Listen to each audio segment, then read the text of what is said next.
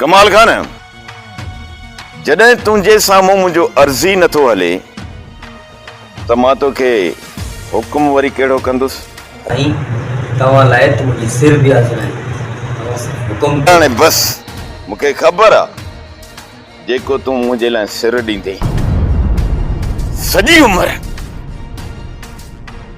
तो पंहिंजी अना ऐं क्रोध ख़ातिर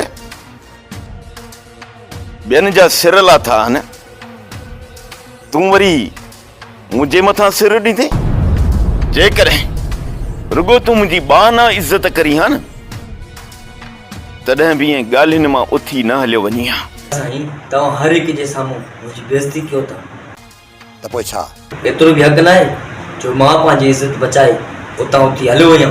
तो जहिड़ो ख़ुदगर्ज़ माण्हू इज़त जे बारे में ॼाणे छा, जेकॾहिं तोखे पंहिंजी इज़त ऐं मुंहिंजी इज़त जे बारे में बाना बि सोची हा न तहिड़ा कुधा कम कॾहिं बि न करी हा। कम कया नथा साईं, जो मुंहिंजी कमनि जे करे तव्हांजो सिर झुकी वियो आहे। तूं छा थो सम्झी त मां तुंहिंजे कमनि खां अणॼाण हा? खणी जो तो ओठे जे खिलाफ़ सबूतनि जा ढेर लॻाए छॾिया ऐं उनखे कसूरवार करे मूं ॻोठ नेकाली ॾेई छॾी, उहो बि तुंहिंजे सबूतनि जे करे। हिकिड़ी ॻाल्हि ॿुध,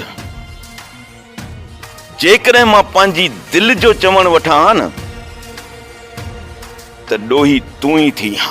तव्हांजे हर ॾोह जे ॾोह खणी केर बि करे हर बुरे कम जे पोयां तव्हांखे मुंहिंजा ई हथ नज़र ईंदा आहिनि। कमाल खान हर बुरे कम में तुंहिंजा ई हथ आहिनि, पर हाणे इहे हथ वढणा पवंदा। मूंखे इन कम लाइ हिते बीहारियो आहे या को ॿियो कम बि आहे? अॼु वकील असांजी पूरी मिल्कियत जा कागज़ खणी ईंदो। मूं सॼी जाइदाद खे 2 हिस्सनि में विरहायो आहे, वरी बि उनजी चूंड मां तोते छॾी आहे। हाणे तूं ऐं मां हिकिड़ी छित जे हेठां कॾहिं बि रही न सघंदासीं। इहो तव्हां तमामु सुठो सोचियो आहे था साईं, छो त हाणे हिकु छत जे हेठां रहणु असां ॿिन्हिनि लाइ नामुमकिन आहे।